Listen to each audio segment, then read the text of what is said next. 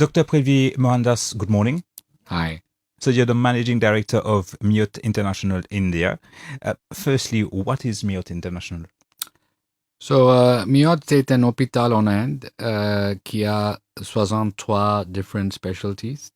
And it's located in Chennai, which used to be called Madras. And it's 26 years since we started the hospital. All right. So how did the relationship between MIOT International India and Mauritius evolve during the past 3 years? So for the past 5-6 years, we've had a close relationship with Mauritius, even before COVID. Obviously, politically, the two countries are very close. There are lots of patients who historically have traveled to India for treatments not available in Mauritius. We've had a close relationship with insurance companies as well as your Ministry of Health, past and present. And we've been getting these patients with complex conditions coming over to our hospital, and approximately 15 to 20 patients a month have been traveling to MIOT in Chennai from Mauritius. So MIOT is in Mauritius right now for launching a rehab center. Yeah. How did it all start? Well, I think our collaboration with your government has gotten even closer this year. This year, in conjunction with your government, we've performed under the Ministry of Health around 6 kidney transplants here in Mauritius. We've also looked at what we can meaningfully do in Mauritius so that it will reduce the dependence on people having to travel overseas. We've got a lot of patients coming to India for cure, but only getting treatment. So we've got patients with brain problems, spinal cord problems, patients with certain difficulties in their joints or in their limbs, and they have some complex surgery or procedure done, and they've still not got back to normal life. And for that, they need comprehensive, structured, protocol-driven rehab, which unfortunately sometimes can take 6 weeks, sometimes can take up to 3 months, and it's not possible for them to sit in a foreign country for that length of time. So as soon as they finish their procedure, they come back to Mauritius and they find they don't have complete cure. So that's why we decided it's important to achieve this complete cure by establishing this facility at your doorstep. Mauritius is also known as a gateway to Africa. Was it part of the decision making? Personally, we have been coming to Mauritius for a long time now. The first time I came here was as a 19-year-old. I'm 53 now. And we have seen the enormous strides that Mauritius has taken. Now, when you look at healthcare, India was in a similar situation as Mauritius is in now. Around 30 years ago, our healthcare was very primitive. Nobody from another country ever thought of coming to India. The only time when Mauritius will become a leader or a player in medical tourism is when Mauritians stop leaving Mauritius. Yes, Mauritius has a great standing when it comes to legal and financial expertise and is becoming a sought-after entity when you look at East Africa especially, but healthcare, it will take a little bit more time. So the MIOT Rehab Center, is it the first of a kind in Mauritius? It's the second of its kind in India. The largest and first rehab center in India was established some time ago in New Delhi, but rehab never caught on in India until COVID. Now we know with modern treatments keeping patients alive longer, modern cutting-edge technology being offered to children, to young adults, so that they will survive, so that they can go back to society, these people cannot become normal and integrate into society without rehab. So today, patients with stroke are surviving. Patients with a big tumor growing in their brain are surviving. Young patients who previously would have died at childbirth are surviving, but they need to lead a normal life. They can't lead a normal life unless they have multidisciplinary-led, protocol-driven rehab with targets given to them every week, which they should achieve which will make them integrate back into society as a normal human being. When we talk about rehab, usually we think about orthopedic Yeah. patients, but is it only orthopedic patients, or what types of patients? Very few of the patients are orthopedic patients. Yeah. Most of the patients are patients with neurological conditions, either elderly patients who have diseases like Parkinson's disease, or patients who have stroke, or patients who have a burst blood vessel in the brain, aneurysm, or patients who've had previous procedures done in the brain or spinal cord because of an injury, because of a tumor, because of spinal cord damage after an accident, or they've just had spine surgery because of a disc prolapse or spine deformity. And of course, you have younger patients, patients who have autism, patients who have cognitive disorders, patients born with less oxygen supply to the brain at birth, youngsters with cerebral palsy. All of them can be really well integrated into society after they have structured rehab. And how important is it to have a continuous treatment for these patients? The treatment is not perennial. It's continuous, targeted early, and then it achieves its goal within 3 months. So it is very important to seek treatment early in the journey, not wait. Not be told, oh, wait for 1 year, wait for 2 years. So, for example, if you have a stroke, if you start the rehab within 3 months, the chance of near complete recovery is extremely high. Children have great ability to regenerate. So with children, yes, even if you come late, there's a chance that the rehab will be very meaningful. And of course, in conjunction with what you want to do, you need occupational therapy. So a sports person might have a sports medicine related treatment and not have got back to sports. He needs targeted rehab. Or a patient playing a musical instrument, a patient whose profession depends on the movement, fine movements of his body, his fingers. Maybe a singer whose fine movements of the throat and the vocal cord. These are the areas where you need structured rehab. All right. For doing all this, you need to have a multidisciplinary team. Yes. Yes. So can you talk through that? So this requires a mixture of multidisciplinary talent as well as sophisticated technology. Every single machine that we have in Chennai, we have installed in Mauritius. Every single specialist that we can hire locally has been hired locally. The ones that we have not been able to hire locally, we've got from India. They will stay here at time for a whole year. Plus, we have physical medicine master's degree holders who sit in Chennai, and they will advise on the rehab program, which will be tailor-made, customized for every patient. What about the technologies and equipment used to do that? Yes, so the equipment's extremely important because it helps give you back your confidence, it instills hope, and of course, it will give you strength and coordination. So, for each of these, there's different kinds of equipment. Patient paralyzed below the waist doesn't have the power to get up out of a chair or out of bed. For him, you have special equipment called Get Up and Go. Once the Get Up and Go has been achieved, you need to get him walking. You need to have gravity cancelling harness device for him to walk. That's available in Mauritius now in this unit. Also with patients who have a problem with balance, problem with equilibrium, or problem with their upper limbs, fine movements, you have various machines, you have a combination of virtual reality. And for people who need to get back to particular kinds of work, you have the occupational therapist that looks at what sort of movements or actions or talent that needs to come back or be trained, and then they're put through certain technology driven targeted therapies.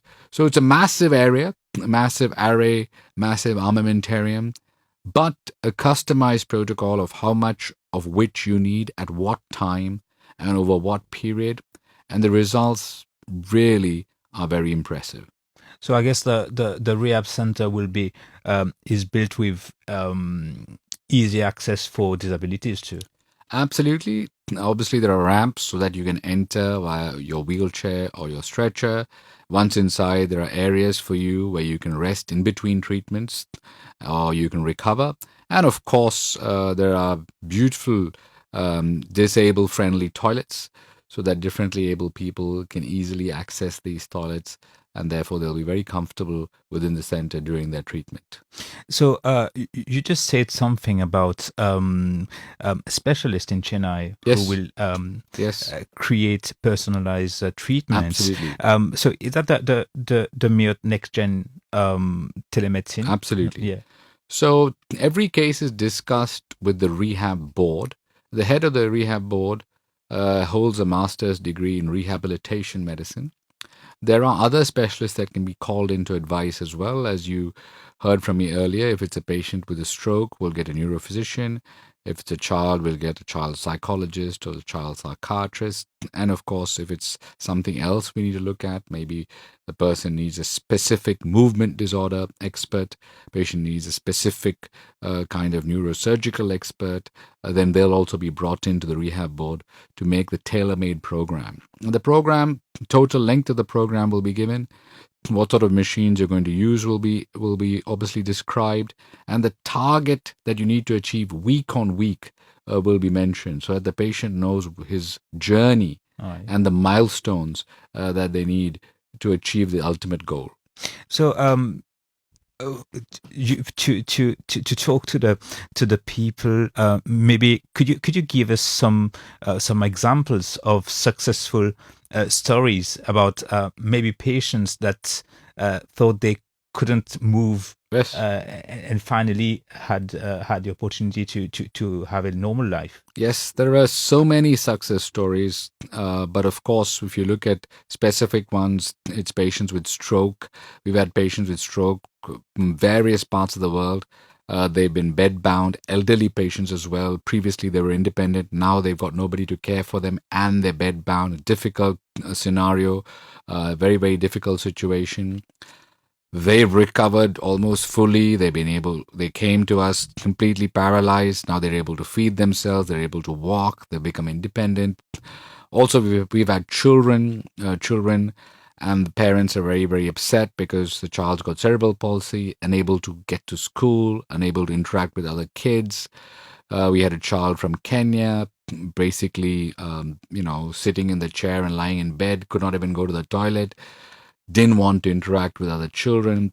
So with obviously with therapy to get the child confident to walk, to talk, and to interact, spent around 3 months with us, and then a year later we got videos from the parents showing us the child leave home, get into the school bus, go to school again. I mean, these stories give us a lot of satisfaction. Also, the rehab center is a massive area. Around 12 different individuals will be undergoing treatment at the same time. They can feed off each other's positive energy. They can talk to each other about their success stories during their treatment. Mm-hmm. And this is hugely beneficial to somebody who's starting treatment, seeing somebody who's the last lap of the treatment, and that person tells the beginner, hey, I was where you were today, and tomorrow you're going to be where I am. So, can you tell us more about? There's a lot of kidney patients here in Mauritius. Right. There's a lot of list, a big list of people patients are waiting, and you told us that there's a team from MIOT who come to Mauritius quite often, to do that, and is it something that that could interest MIOT to come here on a more regular basis? I think what you have over here is you have around 80% capacity here doing renal transplant, and I think the team collaborates with your local team extremely well, and it's only a matter of time before your specialists are able to do it themselves. Mm-hmm. So all we're doing is currently is hand-holding and making sure that we are imparting training and expertise. And there's no doubt in 6 months' time they won't have to come anymore, because the local expertise over here will be confident and skilled enough to handle it themselves. So that's the sort of journey that we're embarking on. So with all the kind of transfer, usually we need, what us lay people would think is that we need someone who's compatible for it. But there are other methods that does not really need a compatible organ, yeah? Yes. So basically, in countries where you have a small population, see, in countries like India, you can have a family where there are 12 potential donors. But in countries like Japan, where they have a small population, where they have small families, it's very difficult to find a donor. And therefore, in such scenarios, we don't need a 100% match. We can even do a transplant with 50% match. We have done organ transplant, bone marrow transplant, etc., with 50% match. On the bone marrow side, which is curative for blood cancer, the scenario is called haploidentical transplant, and we've been doing that for many years now. In kidney, ABO incompatible or rare group Bombay O type blood group transplants. Again, we are the pioneers in this area. That will take some time for Mauritius to obviously aspire to do, but I'm sure that within the next 6 months, this country will be able to easily do straightforward compatible kidney transplants. So, and these kinds of transplant, do they need further care afterwards, or is it basically the same? The difference is a infrastructure and talent scenario on the side of immunology and transfusion. So basically what you do is you switch off the chance of rejection in the recipient. Also, the person who's donating is given special products so that the organ, when it goes to the recipient, does not get rejected. So this sort of expertise is required before the transplant is done and once it's done for the first few months. Usually after that, there's not much difference between the two entities 3 months after. Yeah, because in Mauritius, a donor needs to be of the same family, absolutely, to prevent human trafficking. Yeah, absolutely. And sometimes there are cases where there are no potential donors. Yeah. That's why the questions. Yes. So many questions from the people in Mauritius. Yeah. See, the other area that India is definitely, my province, Tamil Nadu, is the leader in is cadaveric transplant, where you have people who, unfortunately, because of road traffic accidents or other unfortunate incidents, they pass on and their organs are donated, either because they've decided to donate before they've passed on or during the time of passing, the family decides. So this is another area that should be explored, because, again, that increases the chance of the person who's desperately in need of an organ of getting a compatible organ for transplant. And we do cadaveric transplants from top to toe, corneas, kidneys, heart, lung, liver, etc., GI, etc. So this is ongoing in India for some time now. And of course, as you said, matched related live organ transplants as well. Okay. So I guess there's a list in India. Is it a national list or is it a... Yes, we have a national grid.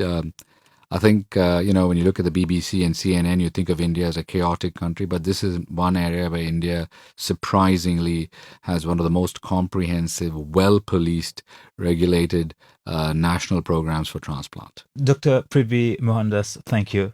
Thank you very much. Radio 1 sur le www.r1.mu